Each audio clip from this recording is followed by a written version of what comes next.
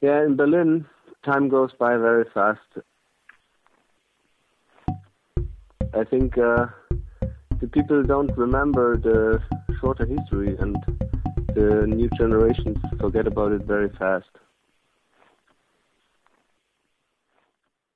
I try to explain the escape of my mother from the former GDR, from Röpplingen am See to the west, to Lüneburg, and they took the way through Berlin because between the two German states in the countryside you had a very strict border, but inside the city of Berlin the controls couldn't be that strict because the city belonged to two different countries, GDR and West Germany.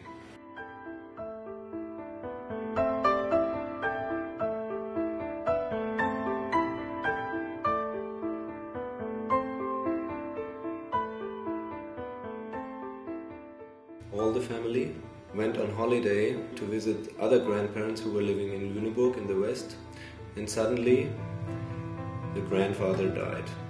So my grandmother and my aunt decided not to go back because they always wanted to go to the west, but because it was not possible to stay for all the family because other parts of the family remained in the GDR, my grandfather and my mother went back to organize the escape together with the other parts of the family.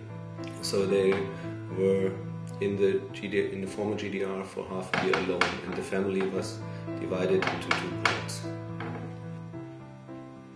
In this half a year where the family was divided, my mother had to suffer a lot of interrogation from the police, also like my grandfather as a priest suffered a lot of interrogation, and it was really a pretty tough time.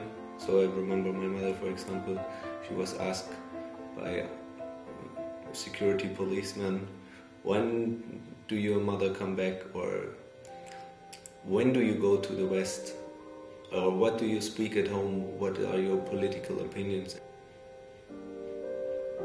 After a lot of preparation, they decided to go on the 23rd of April in 1958, which is about 3 years before the wall was built.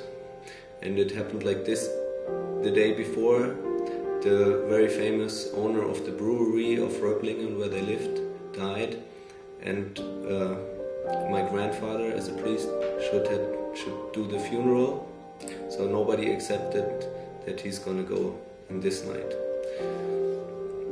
So in the evening, my mother was taken back from the outside where she played, and she exercised with my grandfather, with her father, what to tell the police if the escape failed, so they should not have thrown to prison.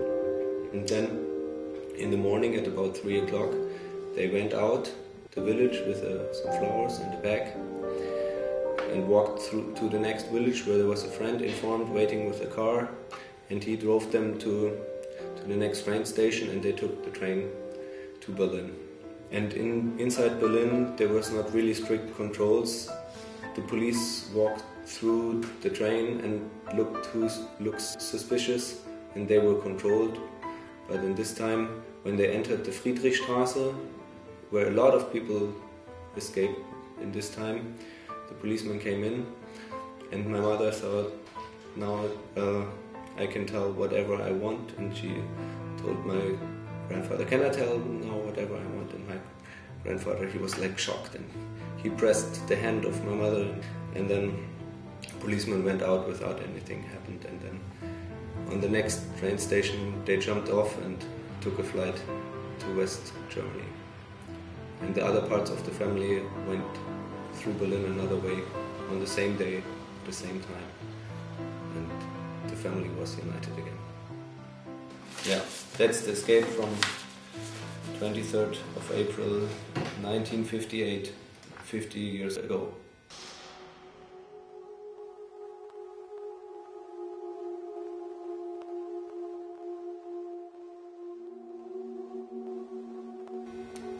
And then on 13th of August 1961, like 3 years later, the wall was built and the two German countries were separated from each other.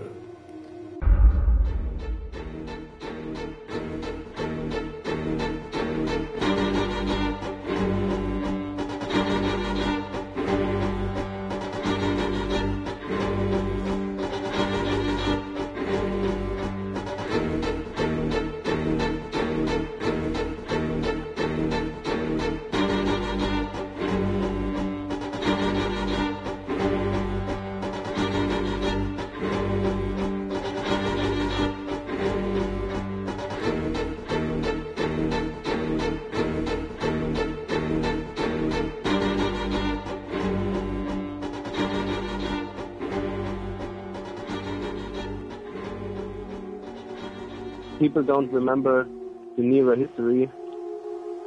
I think it is very important to tell stories about what happened in the past.